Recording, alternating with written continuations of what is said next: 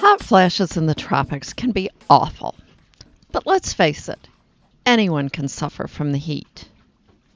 Hi, I'm Carolyn Sherlock, and on this episode of the Boat Galley Podcast, I'll share the tips that help me cope with the heat, no matter what.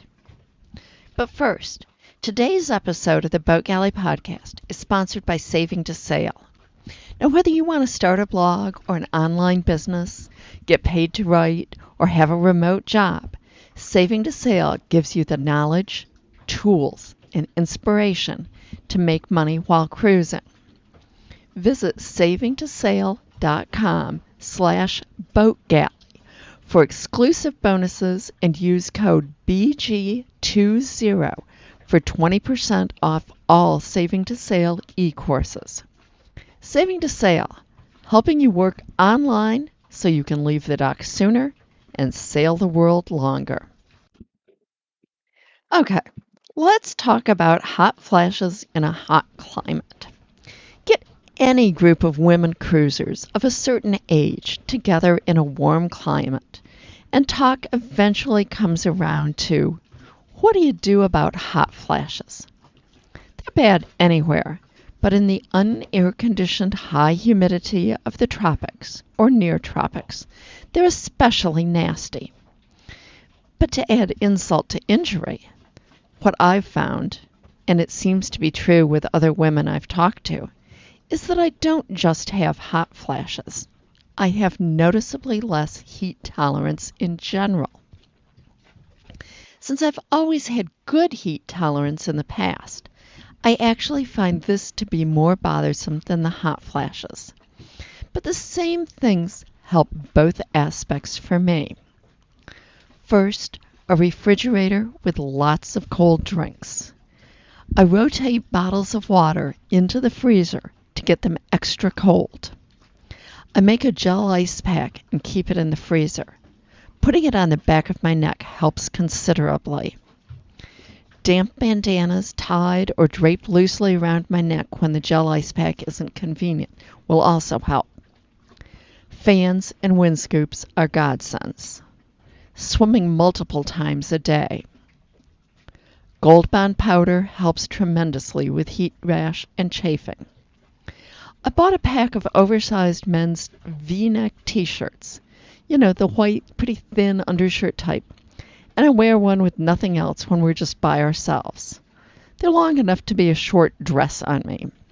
I hose down a couple times a day, either with my Aquabot sprayer or our cockpit shower. It's cool water, not the solar shower. Wet hair really helps. If we're hiking in a more remote spot, not in a town, I'll dunk my t-shirt in water before slipping it on.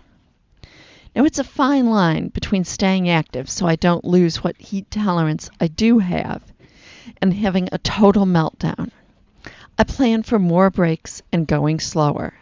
I take more water and wrap water bottles in a heavy towel so they stay cool inside my day pack. And we sometimes quit sooner than planned or get a taxi.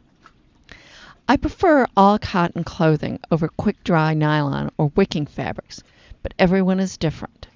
I'd say try a few different types before stocking up on just one. We alternate between cotton and bamboo sheets, having one set of each. I don't really notice a difference in my comfort level. Wetting my hair before bed does help. Overindulging in alcoholic drinks makes my hot flashes much worse. I don't have to completely cut them out, but I've learned exactly where the limit is. Sometimes we just find somewhere with air conditioning. We may either wander around a store for a bit or get a meal in an air-conditioned restaurant. Maybe visit the library or a museum. Now, 3 things make this all possible for us. First, we have plenty of power. 345 watts of solar plus a Honda 2000 generator.